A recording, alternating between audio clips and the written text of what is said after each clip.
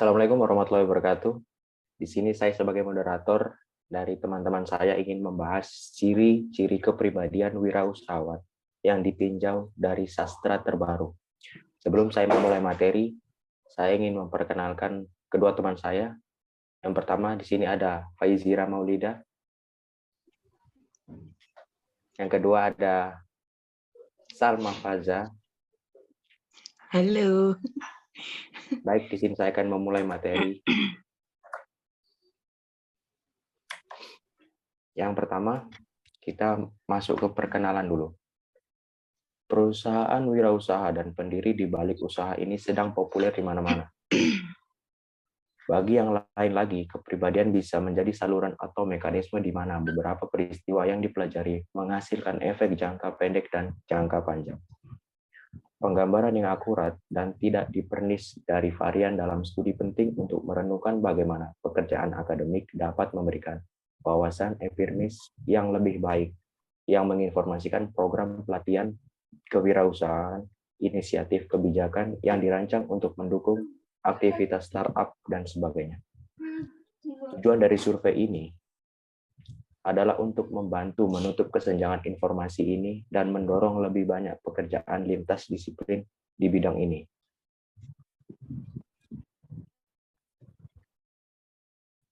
Poin kedua, di sini saya membahas ciri-ciri kepribadian. Dalam penelitian tentang ciri-ciri kepribadian, wirausaha dimulai pada pertengahan abad ke-20. Menyatukan pendekatan dari segi ekonomi, psikologi, sosiologi, dan manajemen bisnis. Para peneliti menyimpulkan bahwa tidak ada korelasi antara kepribadian dan kewirausahaan.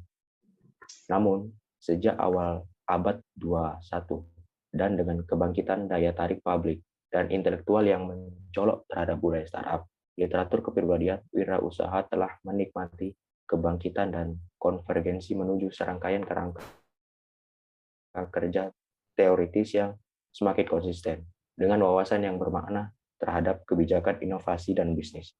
Para peneliti sering mencampur dan mencocokkan ciri-ciri ini untuk menggambarkan orientasi kewirausahaan multidimensi.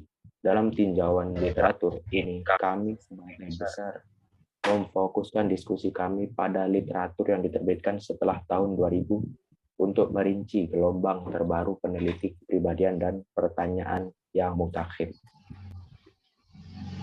Selanjutnya, prevalensi ciri-ciri kepribadian pada pengusaha versus populasi lainnya.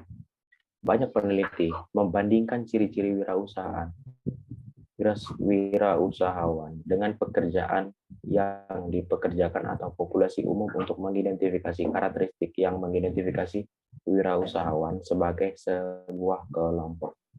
Sebelum meninjau studi ini, penting untuk mengidentifikasi peringatan dan batasan luas untuk aliran literatur. Kekhawatiran kualitas terbalik ini sangat menonjol untuk survei, cross-selection, dan tabulasi data. Selain itu, bahkan ketika pengukuran ciri-ciri kepribadian mendahului pilihan wirausaha, ini tidak menjamin bahwa sifat ini adalah faktor penyebab utamanya. Tanpa mengamati dan mengukur kekayaan individu, kita cenderung salah mengukur peran toleransi risiko untuk keputusan. Poin selanjutnya, yaitu ada model 5 besar. Yaitu model 5 besar adalah pendekatan multidimensi untuk mendefinisikan kepribadian melalui pengukuran keterbukaan, kesadaran, ekstraversi, keramahan, dan neurotisisme. Perbedaan pengusaha dan manajer. Pengusaha secara konsisten ditemukan lebih terbuka terhadap pengalaman daripada manajer. Perbedaan antara populasi wirausaha. Wirausahawan cenderung lebih terbuka terhadap pengalaman daripada umum. Sementara sifat lainnya lebih sulit kritik lain terhadap kerangka Big 5 ini adalah sifat kepribadian makro yang terlalu umum, sehingga mereka tidak dapat dengan mudah memprediksi perilaku spesifik situasi dari wirausahawan. Yang kedua, efikasi diri dan inovasi.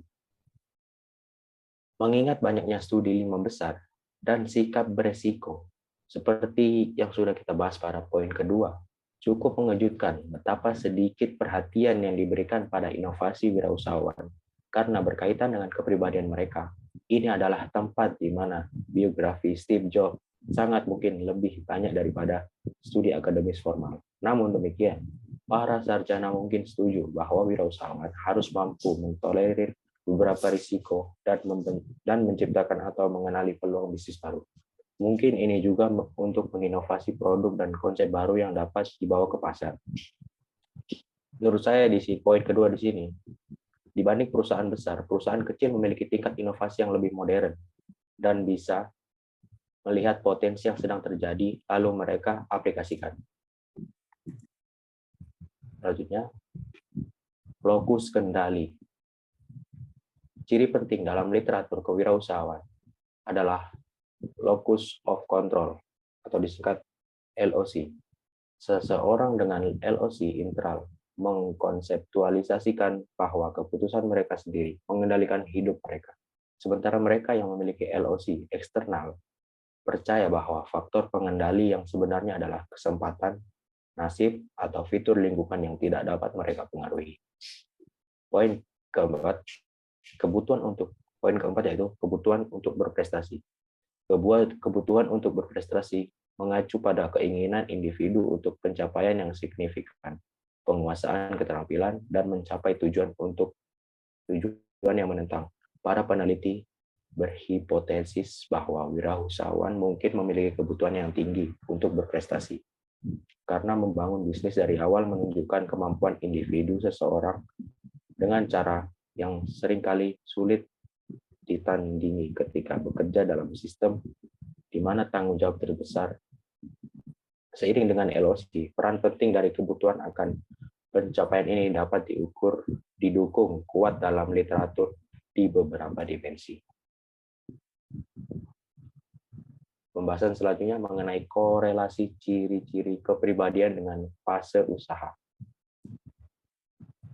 Kami mencatat dalam pendahuluan bahwa penelitian sebagian besar menyelidiki bagaimana karakteristik kepribadian berkorelasi dengan kemungkinan masuk dan keluar dari kewirausahaan, serta dengan berbagai ukuran keberhasilan sebagai pengusaha.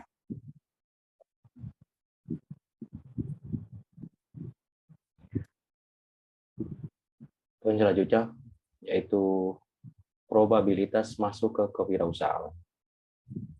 Masuk ke kewirausahaan seringkali didefinisikan sebagai tindakan memulai usaha bisnis baru. Korelasi antara ciri-ciri kepribadian dan kemungkinan sukses masuk ke dalam kewirausahaan biasanya diukur dengan dua cara, yaitu yang pertama, mengambil keuntungan dari pengaturan universitas. Banyak peneliti menganalisis kepribadian siswa dalam kaitannya dengan niat kewirausahaan mereka saat ini, pembelajaran yang dirasakan, kemampuan yang dirasakan, dan investasi pribadi. Yang kedua, studi menggunakan kumpulan data panel longitudinal nasional seperti PSED atau Panel Sosial Ekonomi Jerman. Untuk melacak apakah ciri-ciri kepribadian yang diukur dalam survei skala besar tersebut memprediksi pendirian bisnis di kemudian hari. Poin selanjutnya, pertumbuhan dan kesuksesan sebagai pengusaha. Sebagian besar peneliti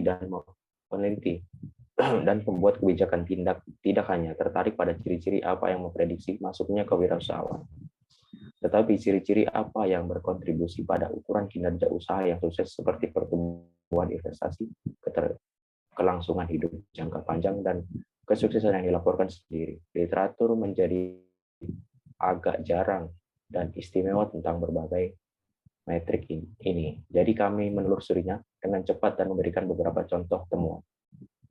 Poin selanjutnya, probabilitas keluar dari kewirausahaan. Sementara banyak penelitian meneliti keputusan untuk memulai sebuah perusahaan, sangat sedikit yang mempertimbangkan bagaimana karakteristik kepribadian berhubungan dengan keputusan untuk keluar dari kewirausahaan sebagai pengecualian langka.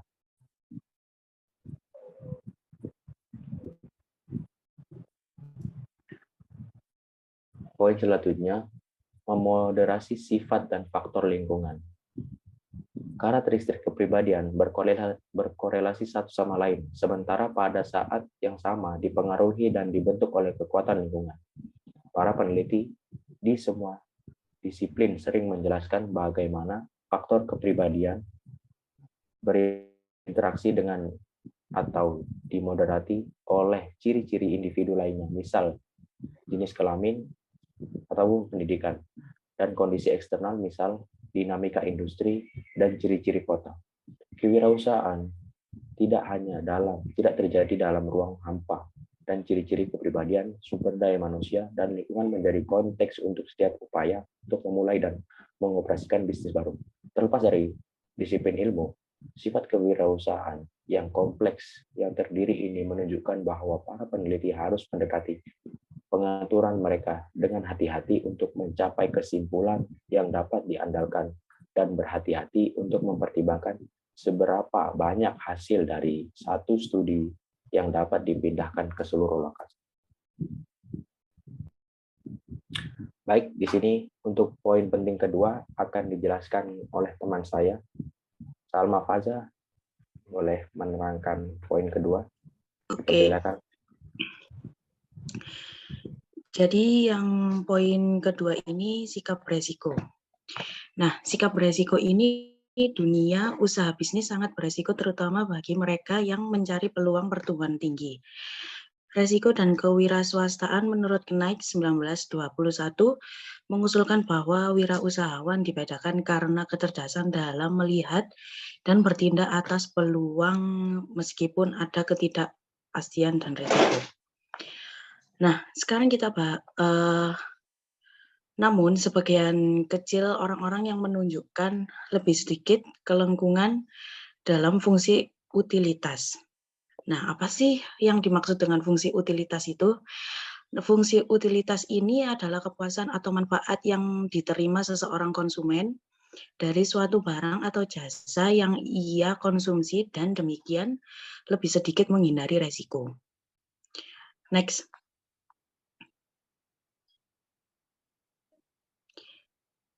Nah, yang pertama kita bahas sikap resiko ini adalah metode pengukuran sikap resiko. Bentar. Salah satu pendekatan untuk mengukur sikap resiko menggunakan metrik yang dilaporkan sendiri. Pertanyaan-pertanyaan ini bervariasi pada tingkat kekhususan. Dan yang kedua ini, sikap resiko versus populasi lain. Studi membandingkan sikap resiko pengusaha dan manajer dalam sektor industri yang sama, populasi umum dan kelompok pengusaha lain dengan berbagai tingkat keterampilan dan berbagai jenis motivasi. Seperti temuan yang paling kontroversial terkait dengan sikap resiko pengusaha versus manajer bisnis, dan di sini buktinya tidak meyakinkan jika tidak bertentangan. Meskipun mudah untuk memahami mengapa wirausahawan ini mungkin lebih toleran terhadap resiko daripada manajer. Next.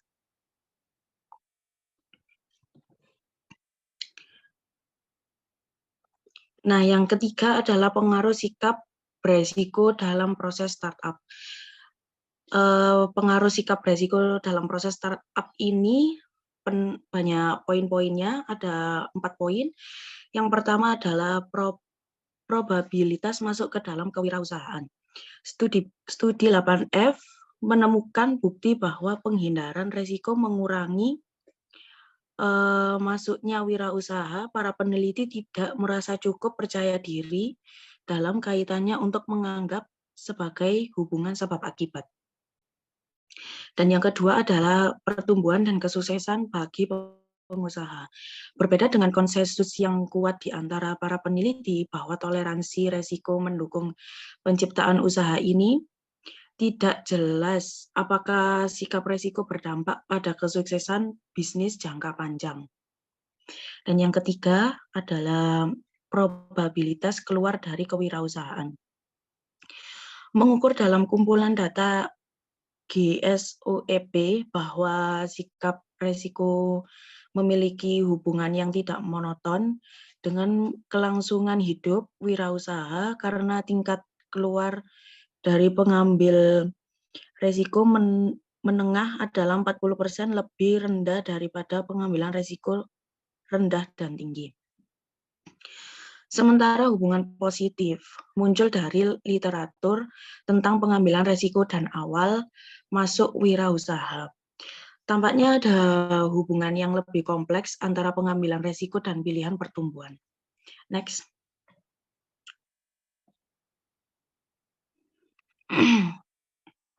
Nah, yang terakhir adalah kewirausahaan, self-efficacy, sikap, resiko, dan optimisme.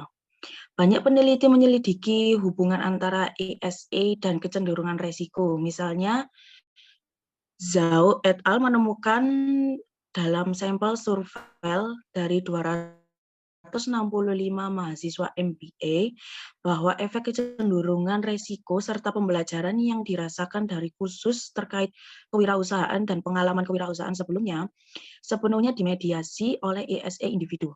Demikian pula, Dansberger 2014 mempertimbangkan apakah kecenderungan resiko merupakan efek samping dari ESA yang tinggi. Bahwa ESA yang tinggi membuat pengusaha merasa nyaman mengambil resiko. Materi selanjutnya akan dibahas teman saya, Faizira Maulidia.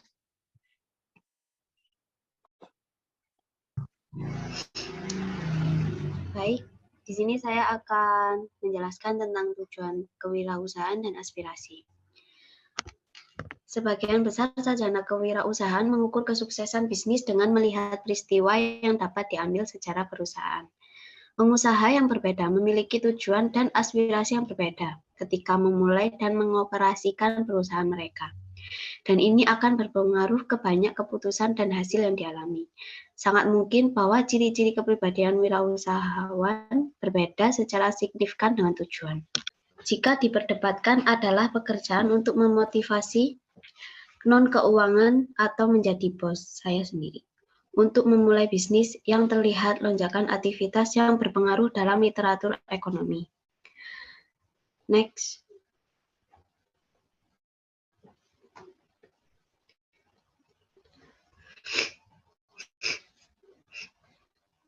Alasan memutuskan untuk memulai usaha.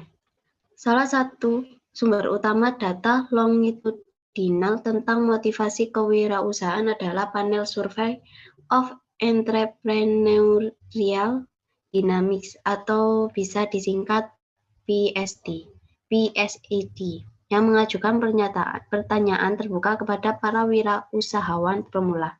Mengapa Anda ingin memulai bisnis ini? Mereka selanjutnya mengukur bahwa motivasi non-keuangan yang paling sering mendorong lahirnya perusahaan baru. Klarifikasi mereka tidak standar dan tipologi motivasi hampir sama banyaknya dengan studi. Namun demikian, pentingnya manfaat non-uang sekarang didokumentasikan dengan baik dan kuat dalam literatur. Tujuan wirausaha. Singkatnya, masih banyak pekerjaan yang harus dilakukan di area yang sebagian besar belum dijelajahi ini, dan sebagian besar penelitian awal perlu difokuskan pada pengumpulan data melalui survei dan wawancara. Membuat kebijakan memiliki banyak keuntungan dari memahami tujuan spesifik dari pengusaha yang berorientasi pada pertumbuhan yang mengganggu dan mengembangkan ekonomi yang lebih luas. Pada saat yang sama, sebagian besar pengusaha memiliki beberapa non-tujuan uang, dan membuat kebijakan perlu memahami dan mendukung bagian penting dari ekonomi juga. Demikian penjelasan dari saya kembalikan ke moderator kami. Baik, terima kasih Pak Is dan Salma. Sebelum kita masuk kesimpulan, di sini saya akan mewakili teman-teman saya untuk membahas kesimpulan. Kita langsung saja masuk ke kesimpulan. Dari apa yang sudah kami bahas dari beberapa poin, tiga poin, kami dapat menarik kesimpulan.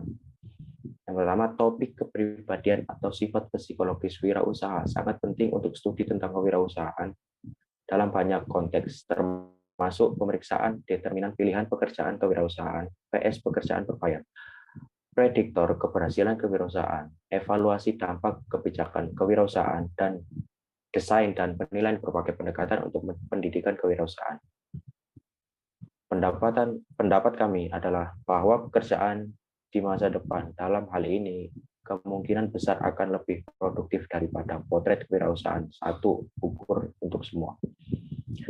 Studi dapat menggabungkan pengajuan majikan karyawan berkualitas tinggi ini dapat dengan wawasan tentang ciri-ciri kepribadian yang diukur sebelum mantra kewirausahaan dimulai, yang akan menjadi langkah pertama yang penting untuk mengamati ciri-ciri mana yang merupakan prediktor eksogen versus hasil endogen. Dalam pengaturan yang lebih terspesialis, bahkan dimungkinkan untuk membangun ukuran sifat kepribadian yang bervariasi waktu dengan melihat sebelum dan sesudah intervensi seperti pendaftaran dalam program pelatihan kewirausahaan. Kami yakin ada jalur produktif ke depan dengan memanfaatkan kumpulan data administratif universal yang mencerminkan penciptaan perusahaan baru dan mengidentifikasi pendiri usaha. Baik, mungkin itu saja kesimpulan dan pembahasan materi yang telah kami paparkan. Baik, saya sebagai moderator, terima kasih atas teman-teman Faiz dan Salma telah membantu mengerjakan. Sebelum itu, kami tutup video ini. Wassalamualaikum warahmatullahi wabarakatuh. Waalaikumsalam warahmatullahi wabarakatuh.